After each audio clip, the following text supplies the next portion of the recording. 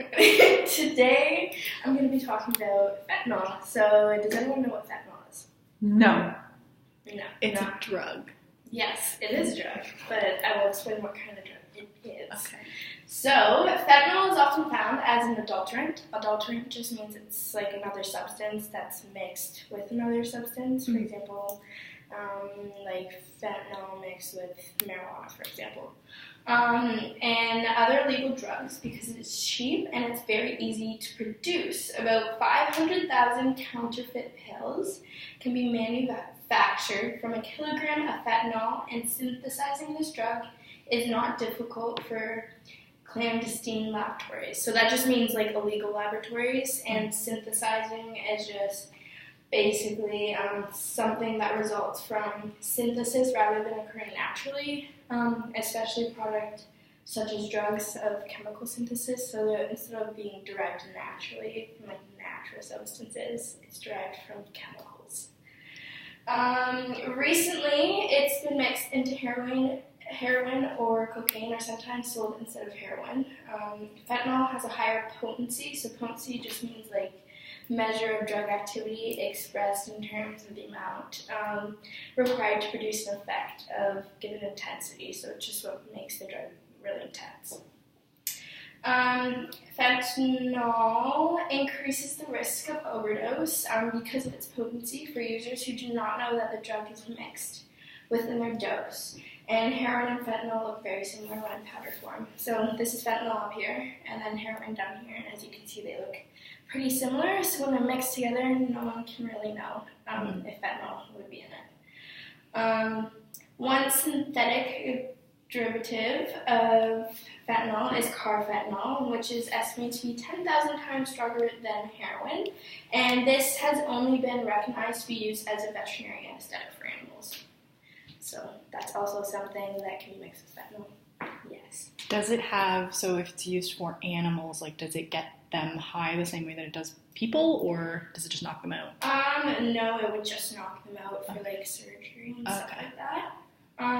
So fentanyl does also have other names that are used. So Actique, Duragesic, Sublimaze, Dance Fever, Friend, Goodfellas, Apache, China Girl, Chinatown, China White, Murder 8, Jackpot, Poison, TNT, Tango, and Cash.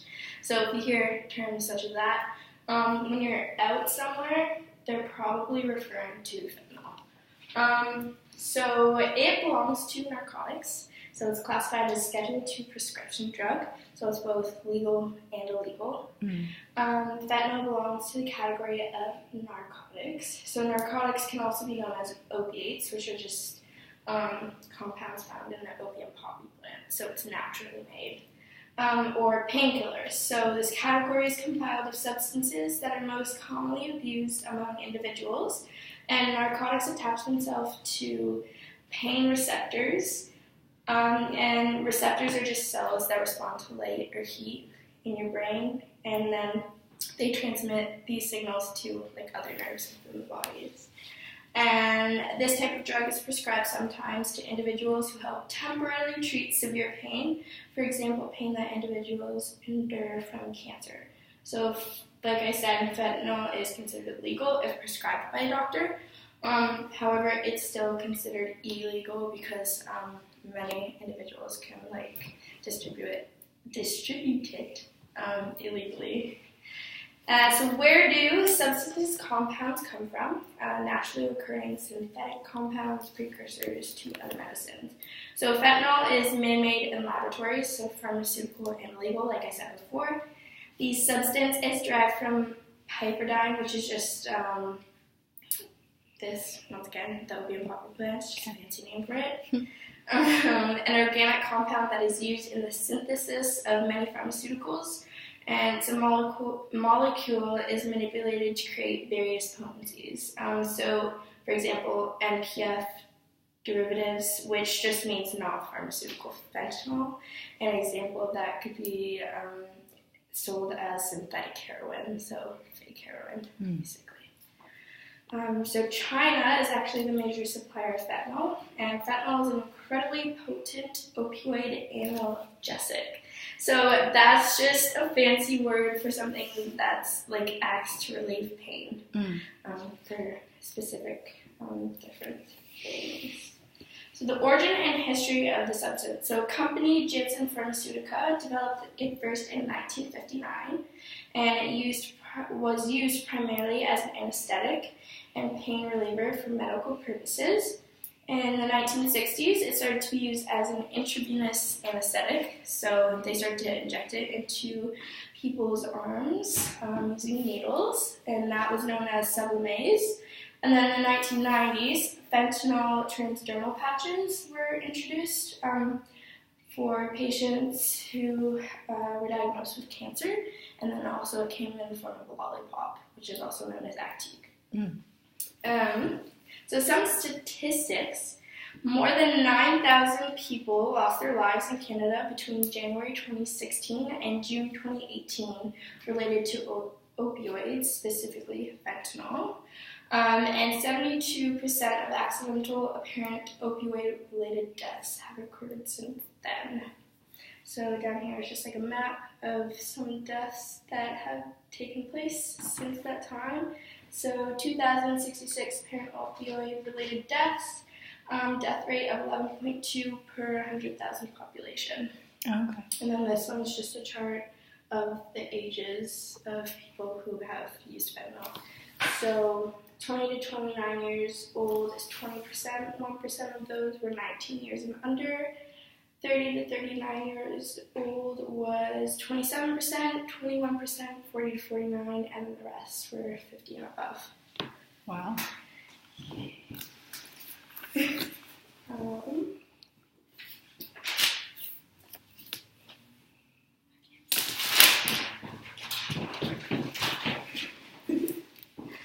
Okay, so the substance can be administered in many different ways. So it can be either form of powder or pill, or it can be cut and mixed with other drugs. So cut and mixed just means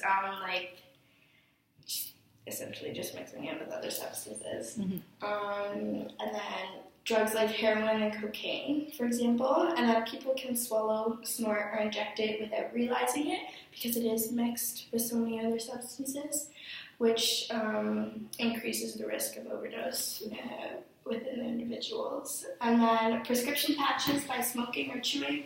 It can also be taken by needle, lozenges, so like cough drops, lollipops, and injected, like I just said before. Yes. Is there any way to tell if it's been mixed into another substance, like heroin or cocaine or something like that? Most of the time, like individuals who use it on a regular basis can't tell because they look so similar. Mm-hmm. But the only way that you would be able to tell is if a healthcare professional were to test it with like a drug test or something like that. So, yeah, that's the only way you could probably find out. Okay. So there's many different impacts that fentanyl can have on the brain and body. So similar to heroin, morphine, and other opioid drugs, fentanyl works by binding to the body's opioid receptors. So that's just a group of G protein receptors, so like the things that send messages to your nerves, with opioids as ligands. And then ligands is just a molecule that attaches to other things, so like nerves, for example. Okay. Which are found in areas of the brain that control pain and emotions. After taking opioids many times, the brain adapts to the drug, diminishing its sensitivity, making it hard to feel pleasure from anything besides the drug. So when you take fentanyl, it binds to the receptors, and they flood your brain's reward centers with dopamine. So dopamine is just the feel-good chemical that you feel when you're like happy. So the flood of dopamine creates euphoria, extreme excitement, and a sense of extreme relaxation.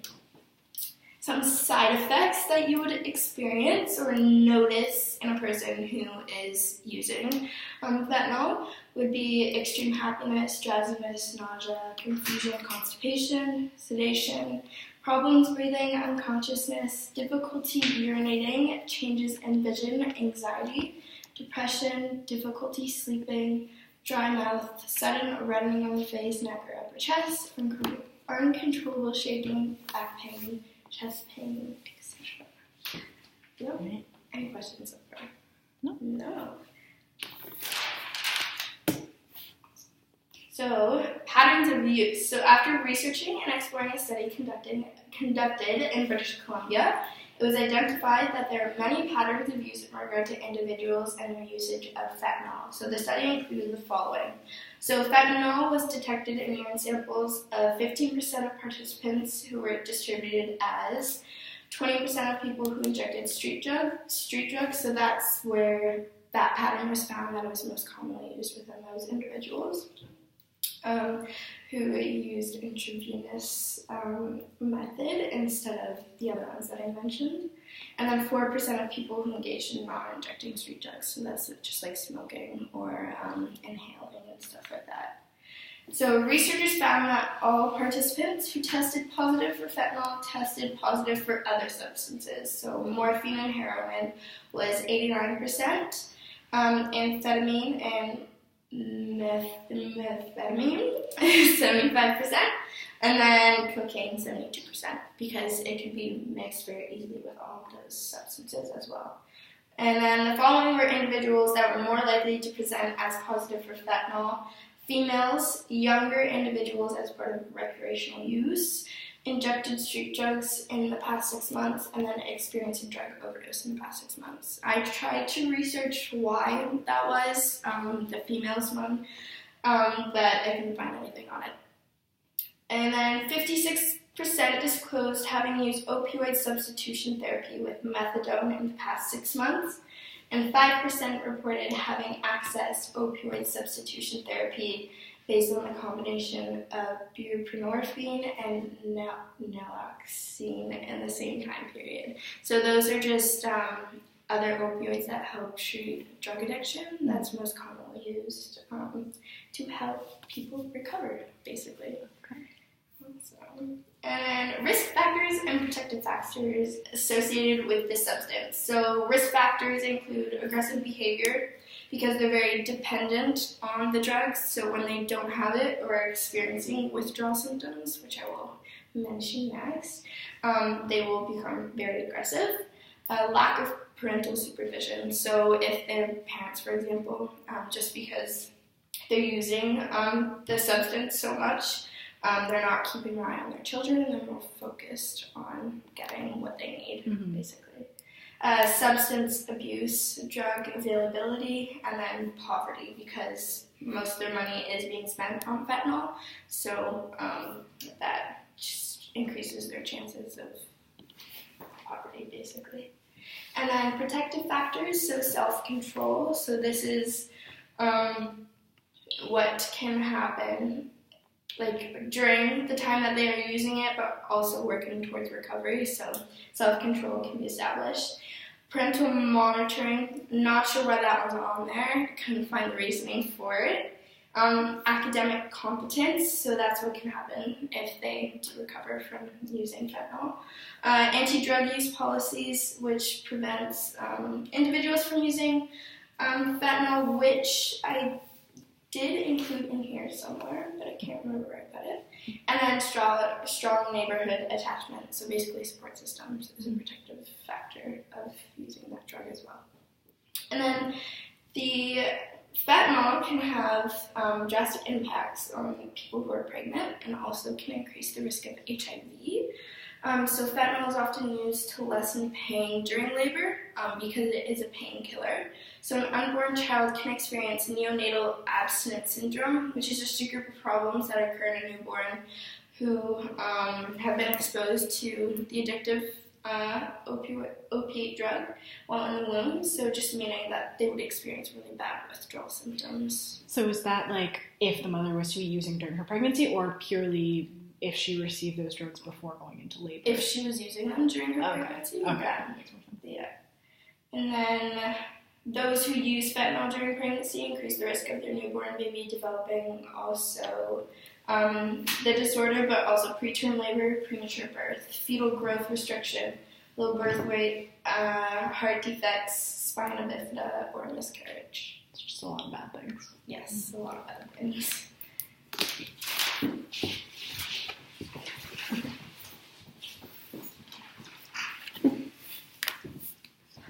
So, fentanyl abuse sign and symptoms. So behavioral symptoms include acting lethargic, withdrawal from family and friends, no longer participating in activities that they normally would be interested in, lying or engaging in secrecy, and engaging in risky behavior.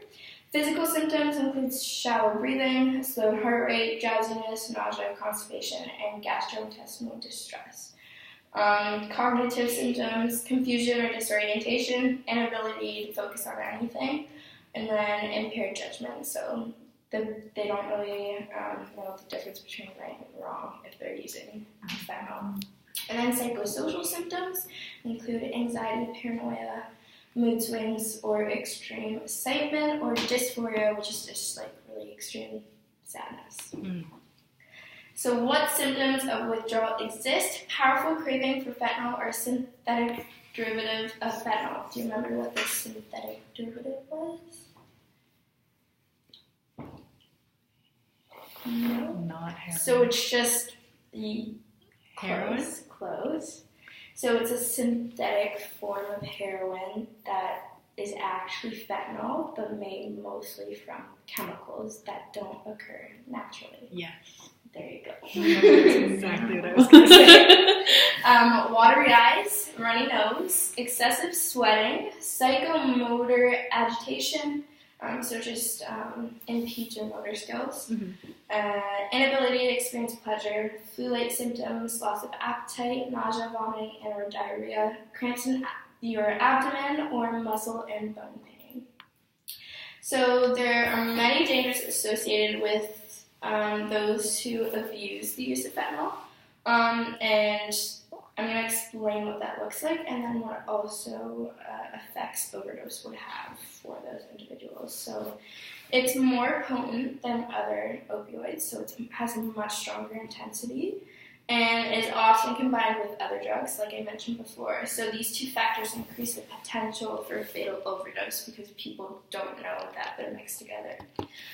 So significant physical and psychological health problems. So you can develop concurrent mental health disorders from using fentanyl, like anxiety or bipolar disorder, like more disorders along the lines of those. Physical harm due to impaired motor functioning and or poor decisions, failed interpersonal relationships, diminished performance in school or work, inability to find or keep a job, financial problems, arrest and incarceration, withdrawal, homelessness, overwhelming sense of hopelessness, and suicidal thoughts and attempts. So those are dangers that would be associated with the use of fentanyl. Yes. Just how would it cause something like a mental disorder? Just because an individual who is using it like every day, 24/7, like all the time, the like potency of that fentanyl is so intense that it will, in the long term, lead to them having mental health concurrent disorder. Okay, so it like changes your brain. Yes, it like alters your receptors and the chemicals in your brain. Basically. Oh, okay, interesting. Overdose is just excessive ingesting, inhaling, injecting of one or more substances. So what this could look like is pinpoint pupils, slowed heart rate, faint pulse, shallow breathing, irregular breathing, hallucinations, confusion, muscle spasms, loss of consciousness, and seizures. Now, some of those you wouldn't be able to tell if they have or not because only the person who's using fentanyl would experience that, and you're not experiencing it. So it's important that people who are like using and abusing fentanyl have a support system so they can keep a close eye on them 24/7. So how healthcare professionals diagnose the abuse problem. So if healthcare professionals can identify at least 2 symptoms in regard to fentanyl abuse that have emerged within the same 12-month period of usage, this is how they're able to identify and diagnose an abuse problem of fentanyl. So more symptoms that are present, the higher the grade of use disorder, substance abuse, along a scale of mild to moderate to severe. So this is when a healthcare professional will refer the patient to receive support and provide treatment for recovery. So I found 2 treatment centers that are offered all of Ontario, and the first one is the sobriety home. So that's just this little picture down here. And so they have several different programs there, but their approaches to all their programs are more holistic than other treatment centers. So they like to focus on not just one part of the body, but they like to see everything as a whole and focus on body, mind, and the soul, basically. So their addiction recovery program treats full range of addictive behaviors in a private residential rehab center. Holistic, so treating healing by mind, body, and soul, and they incorporate traditional and non-traditional approaches to designing personal programs. So that just refers to like traditional therapy or non-traditional therapy approaches. So their drug addiction treatment consists of traditional therapy in an individual setting, optional recreational activities, outings to complement their drug addiction therapies, and then many members of staff involved because it is a big process and involves a lot of other professionals. And then it is an intimate residential facility and they tend to personally, so it's like a one-on-one. And then you work towards reintegration into your post-treatment life. And like I said before, they follow a holistic approach, which is just thinking about the big picture, studied as a whole health of entire body, mind, and soul, which a lot of different healthcare professionals use within different recovery addiction treatment centers. And then the last one is Trafalgar Addiction Center. So this one's in Ontario, and they also actually have one here in Peterborough and in Guelph, Ontario as well.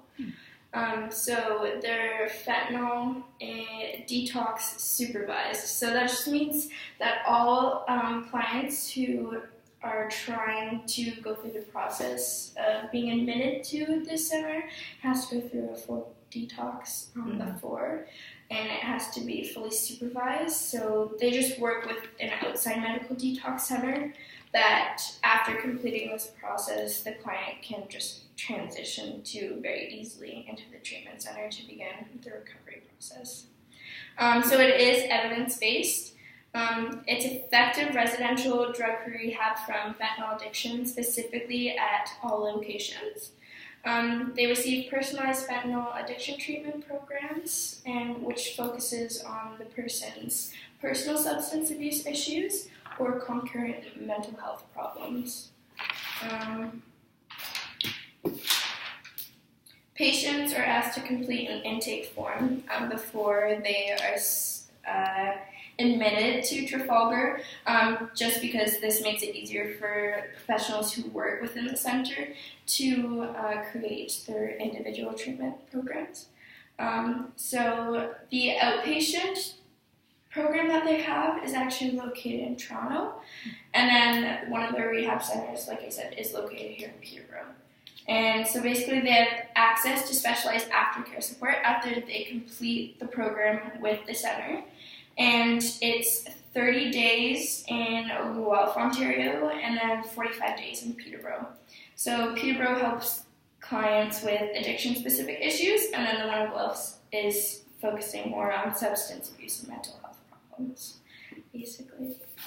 And does that place, the Trafalgar, also focus on the holistic approach? Or? No, they don't focus more on a holistic approach. When I was checking out their website, it's the specific. More specific and evidence-based approach that they have there. Right. Now I have a little quiz for you. Oh. I have one more question. Yes. Is there any evidence saying that the holistic approach is more effective or less effective? Lots, that's a good question. I tried to find that out too. A lot of people like the holistic approach because it focuses not just on one part or one specific issue, it's everything as a but whole. everything. So I guess it's just kind of personal. Yeah. Okay. Yeah. And I did remember what the Prevention Act of the drug trafficking thing was from before. So it's called synthetic trafficking opioid. What's the last one?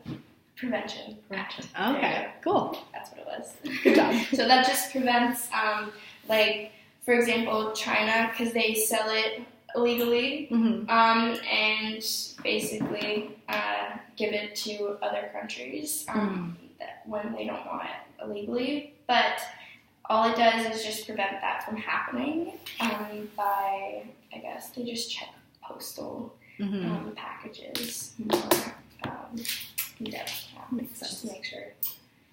Okay, are you ready for the quiz? Sure. No? Let's try. Just want to see if you were paying attention.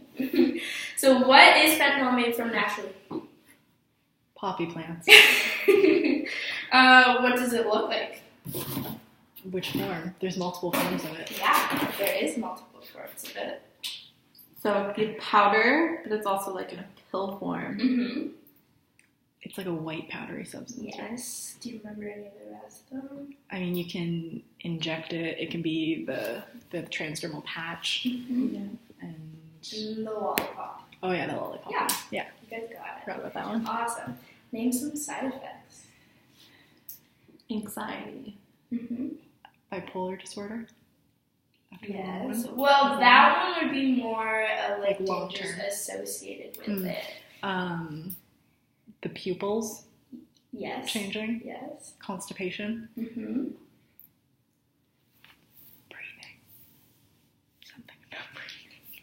Shortness of breath. Yeah. Homelessness. Good. Awesome.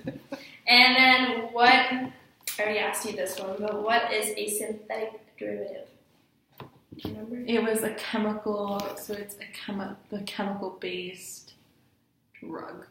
Yeah, so the chemical-based form of fentanyl that's created illegally as opposed to the natural form of fentanyl that's... Just from the poppy plant. Yes, that's made Okay. legally in pharmaceutical laboratories. Okay.